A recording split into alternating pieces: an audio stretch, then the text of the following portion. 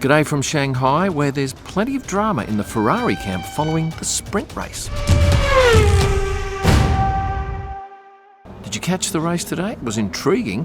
19 laps of high-quality action, including an interesting occurrence on lap 17 when Charles Leclerc was pushed off track by Carlos Sainz. They came together at the hairpin where they brake from 320 k's an hour down to 60, 70 to get round that tight bend. Carlos pushed Charles wide, and of course Charles gone berserk over the radio, used a bit of harsh language, which you can understand in the heat of the moment. But how will that debrief be? Well, I think it'll be quite spicy. And are we likely to find out the results of that debrief? Probably not. I guess the PR people will go to bat and say, yes, we've had a chat and we've worked it out and everything's fine. But of course, you've got Carlos who leaves the team at the end of the year. And really, if he's in the wrong, which many say he is, it's pretty hard to discipline someone who's leaving a team. He may well think he's been hard done by with that decision. I think it's fair to say that Carlos is looking to impress other teams. And in a situation like this, he gets his elbows out and shows that he's not afraid of fighting hard. Maybe that's a bonus point for the Spanish driver. I think it makes it a little bit tricky for team events where the two drivers get together and have to appear quite pally if indeed this is something that could carry on for days or weeks. I had a chat with a journalist today who's probably a little bit closer to this issue than I am, and he said that this friction between Carlos and Charles has been going on for some time, but it's just kept very under wraps at the team. But then I spoke to Ferrari, who told me that no, indeed, if there's ever an issue, it's sorted out very quickly. What do you think? But now that it's been brought out in the open, things may get a little bit spicier. Charles is normally pretty placid, but he definitely thought he was hard done by today. So let's talk about the race. Lando Norris started first, ended up 7th at the first corner. Most unfortunate for the British driver. But the real interest was the battle between Fernando Alonso and Carlos Sainz. Now, I was waiting for Parc Ferme, so I'm just looking at the main pit straight grandstand, and then I hear this huge roar, and I hear these roars go on for probably about 20 seconds, thinking, what is going on? Well, I can tell you what went on if you didn't watch the race. It was Carlos and Fernando fighting, and eventually, after fighting each other so hard, Sergio Perez just slipped underneath and passed them both. Out on the grid before the race, a couple of things. These marvellous shoes of Zhou Guanyu and the Ferrari towels, which have the prancing horse beautifully embroidered. A couple of you have asked, how does the sprint grid differ from a race grid? Well, in brief, no national anthem, no grid kids, hardly any celebrities. The cars don't do multiple laps before coming onto the grid. They just go out of the pit lane and come straight out on the grid.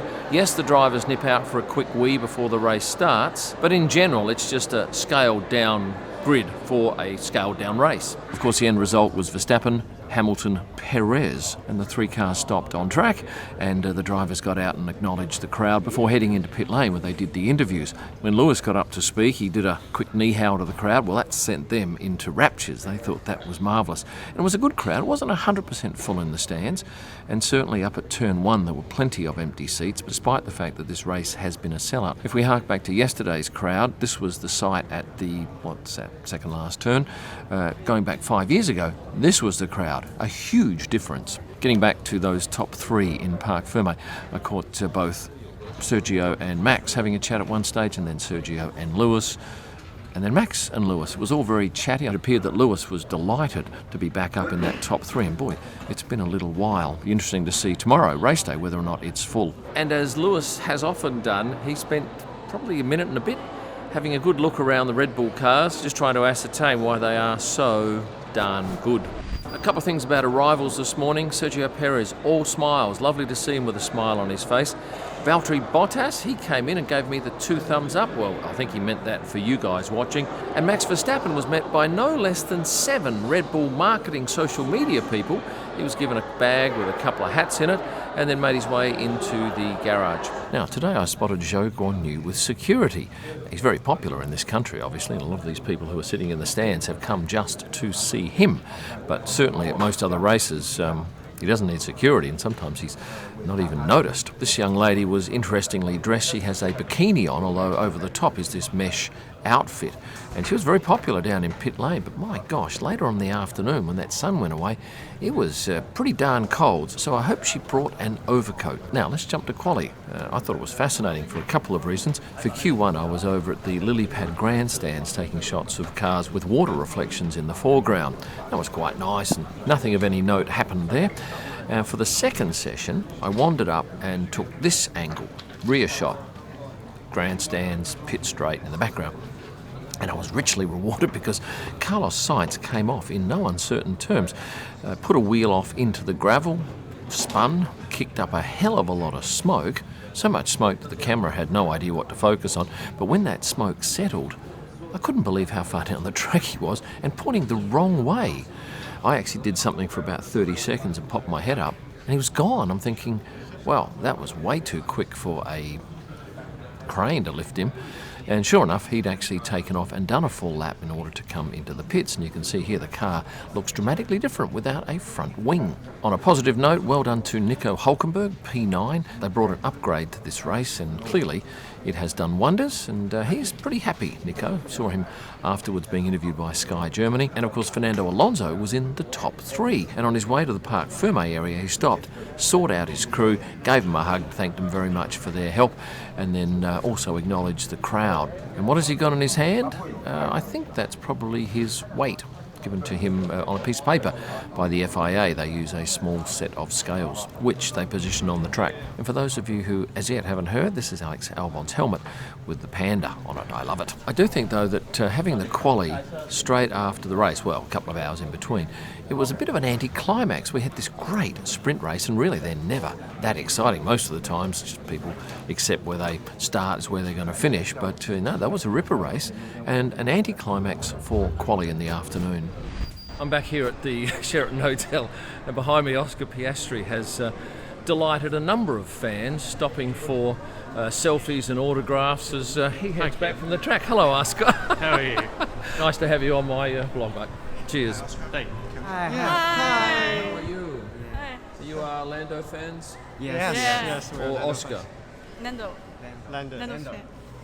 This reminds me of a very placid Hyatt hotel in Mexico City. And in that instance, there's hundreds of people in the foyer. But here's Bono from Mercedes, and he's back here signing a few autographs and posing for selfies. The thing is that these people all have to stay behind that black line down there. They're not supposed to move over there, and in general, they're compliant. And before I leave you, I just want to point out what merchandise sells for here. You can get one of these Merc hats for $89 US, or if you like a t-shirt, $128 US. It's a fair ask, isn't it? But they are lovely quality. Well, I think I can say we're set for another Max Verstappen victory tomorrow here.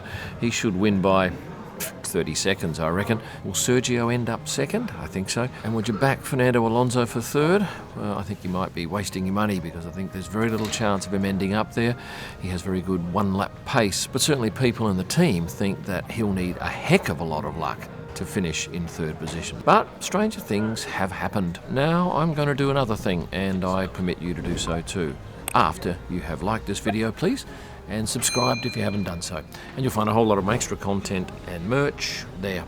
Thanks for watching. And stay passionate. Stay passionate. No, And stay passionate. that was crazy. And stay passionate. All right. Okay. 1, 2, 3.